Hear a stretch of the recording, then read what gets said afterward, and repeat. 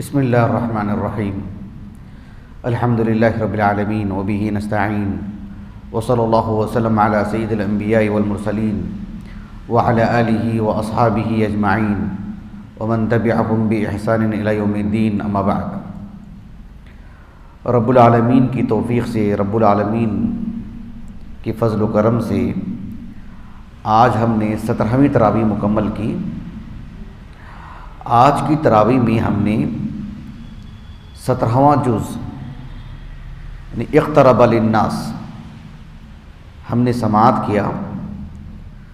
2 سورتیں پڑھی گئی تھیں، ایک سورۃ الانبیاء اور دوسری سورۃ الحج۔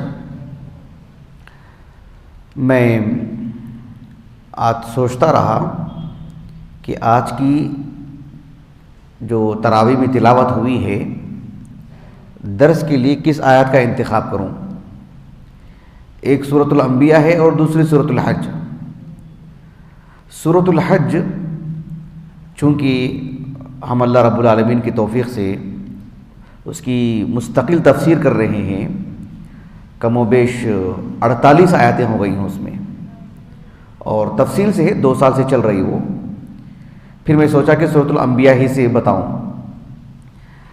میرے دل میں اللہ رب العالمین کی توفیق سے ایک یہ خیال آیا کہ سورۃ الانبیاء میں جن انبیاء علیہ السلام کے قصے بیان کیے گئے ہیں، جیسے سب سے پہلے موسیٰ اور ہارون کا قصہ ہے علیہ السلام، پھر ابراہیم علیہ السلام کا قصہ ہے، اس کے بعد لوط علیہ السلام کا قصہ ہے، اور اسی ضمن میں اسحاق اور یعقوب علیہ السلام کا نام بھی آیا ہے اس میں۔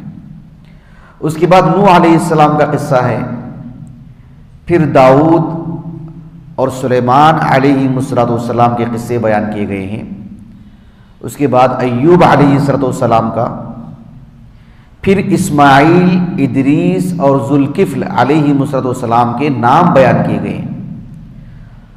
اس کے بعد یونس علیہ السلام کا قصہ ہے، اور پھر بالآخر زکریا علیہ السلام کا، اس میں یحییٰ علیہ السلام کا نام ذکر کیا گیا ہے۔ پھر عیسیٰ علیہ السلام پر بھی گفتگو ہوئی ہے، اور آخر میں اللہ کے رسول سے متعلق علیہ السلام۔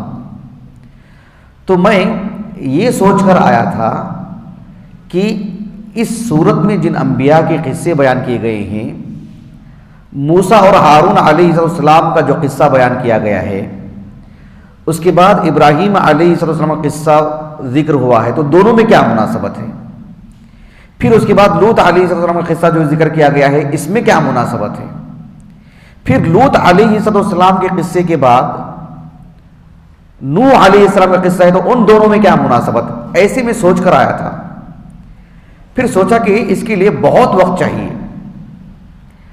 اس کے لیے میں آپ کو ایک مثال دیتا ہوں تاکہ آپ کو سمجھیں کہ قصے جو ذکر کیے جاتے ہیں، ایک قصے کے بعد جب دوسرا قصہ مذکور ہوتا ہے تو اس میں کیا مناسبت ہوتی ہے۔ ایک مثال دیتا ہوں میں آپ کو۔ عالم اسلام کے ایک معروف عالم دین ہیں جو علمی دنیا میں ابو الحسن البقاعی سے جانے جاتے ہیں۔ ابو الحسن کنیت ہے ان کی، اور اس دور میں کسی بھی گھر میں کسی بچے کی ولادت ہوتی مسلمان گھرانے میں تو تفاعلاً ایک لقب دیتے تھے۔ تو ان کا لقب تھا برہان الدین، ان کا نام تھا ابراہیم ابن عمر البقاعی۔ 885 ہجری سن وفات ہے، 72 سال کی عمر میں انتقال ہوا۔ حافظ ابن حجر عسقلانی رحمہ اللہ کے تلمیذ ہیں۔ اللہ رب العالمین نے قرآن مجید میں تدبر کی ایک خاص صلاحیت عطا کی آپ میں، جو آپ کے بعد یا آپ کے آس پاس کے علماء میں بہت کم یہ چیز نظر آتی ہے۔ آپ پڑھ کر کے دیکھیں، خود اس کتاب کا مقدمہ پڑھ کر کے دیکھیں کہ انہوں نے اللہ سبحانہ و تعالیٰ کی طرف سے دی ہوئی کس طرح کی نعمتوں کا اظہار کیا انہوں نے۔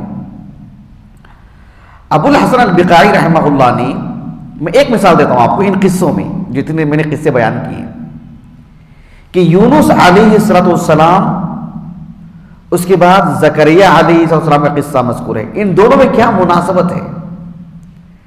ایک مثال میں آپ کو دیتا ہوں سمجھنے کے لیے.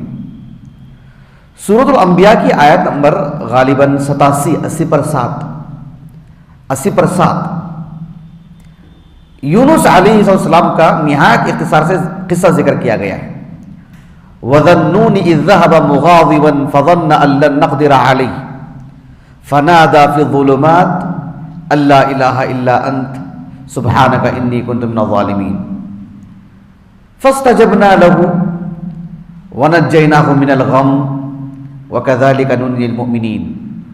اس کے بعد زکریا علیہ السلام سے متعلق وَزَكَرِيَّا إِذْ نَادَىٰ رَبَّهُ رَبِّ لَا تَذَرْنِي فَرْدًا وَأَنتَ خَيْرُ الْوَارِثِينَ. ایک طرف یونس علیہ السلام کا قصہ مذکور ہے اور دوسری طرف زکریا علیہ السلام کا قصہ ذکر کیا گیا ہے. دونوں میں مناسبت کیا ہے؟ علامہ ابو الحسن البقائی رحمہ اللہ کہتے ہیں، کتنی بصیرت افروز باتیں تھیں، غور کیجیے آپ. میں آپ کی عبارت پڑھ کے بتا رہا ہوں.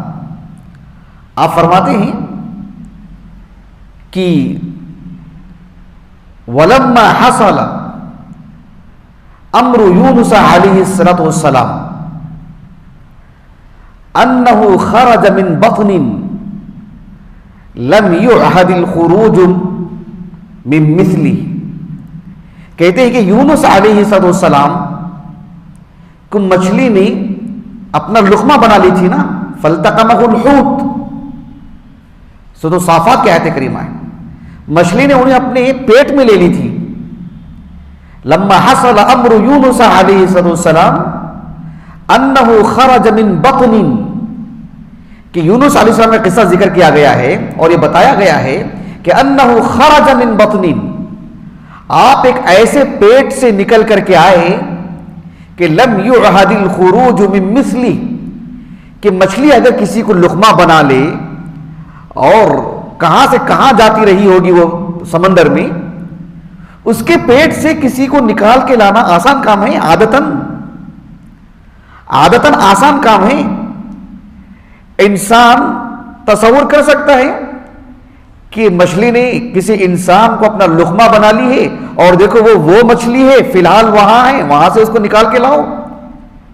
کیا یہ ہونا ممکن ہے؟ کہا کہ انہ خرج من بطن، آپ ایک ایسے پیٹ سے نکل کر کے آئے. کون؟ یونس علیہ السلام. لم یعہد الخروج من مثلی، اس طرح کے کسی پیٹ سے نکل کر کے آنا آسان بات نہیں ہے، انسان کے تصورات سے باہر ہے. جب اللہ رب العالمین نے اپنی اس قدرت کا اظہار فرمائے تو اللہ رب العالمین نے کہا کہ بالکل اسی طرح اللہ رب العالمین نے ایک ایسے پیٹ سے بھی بچے کو نکالے ہیں جبکہ وہ بانجھ ہے وہ پیٹ اور مایوس ہے وہ پیٹ، کہ اس رحم مادر سے بھی کوئی بچہ نکلے. اللہ رب العالمین نے جس طرح سے یہ ناممکن تھا یہاں سے یونس کو نکالے، یہ بھی ایک ناممکن پیٹ سے اللہ رب العالمین نے اولاد کو نکالے ہیں. جہاں سماجی زندگی میں ناممکن سی بات ہے کہ اس پیٹ سے بھی بچہ پیدا ہو. ابو الحسن البقائی رحمہ اللہ کہتے ہیں کہ اللہ سبحانہ و تعالیٰ نے جب یونس علیہ السلام کا قصہ ذکر کیا کہ انہ خرج من بطن لم یعہد الخروج من مثلی، عطف علیہ قصۃ زکریا علیہ السلام، اللہ نے ذکر علیہ السلام کے قصے کو اس کے بعد بیان فرمایا. فی ہبتہ لہ ولدا من بطن، اللہ نے زکریا علیہ السلام کے لیے جو اولاد کا انتخاب فرمائے. فی ہبتہ لہ ولدا، اللہ رب العالمین نے جو آپ کو اولاد عطا فرمائے ہیں کہاں سے؟ من بطن، ایک ایسے پیٹ سے لم یعہد الحمل من مثلہ، کہ اس پیٹ میں بھی حمل ٹھہرے، یہ ناممکن سی بات ہے سماجی زندگی کے اعتبار سے. اس پیٹ سے نکالے ہیں جہاں رقم بانجھ ہو، وہ پیٹ بانجھ ہو، اور پھر جہاں مایوسی چھائی ہوئی ہو، ایک ناممکن سی بات ہو. خود زکریا علیہ السلام کہہ رہے ہیں کہ انا یکون لی غلام، مجھے کہاں سے اولاد ہو سکتی ہے؟ میری یہ صورتحال ہے. وَكَانَتِ امْرَأَتِي عَاقِرًا، میری بیوی کی یہ صورتحال ہے۔ اللہ رب العالمین نے یونس علیہ السلام کے قصے کو بیان کیا کہ اس پیٹ سے ایک انسان کا نکلنا ناممکن ہے، اللہ نے نکالے تو پھر ایک ایسے پیٹ سے بھی جہاں اولاد کا ہونا ناممکن ہے اللہ رب العالمین وہاں سے نکالیں گے، وہ بھی اس کی طاقت کا مظہر ہے، ایک مناسبت۔ ایسی اور بھی بہت ساری باتیں میں اسی پر اکتفا کرتا ہوں۔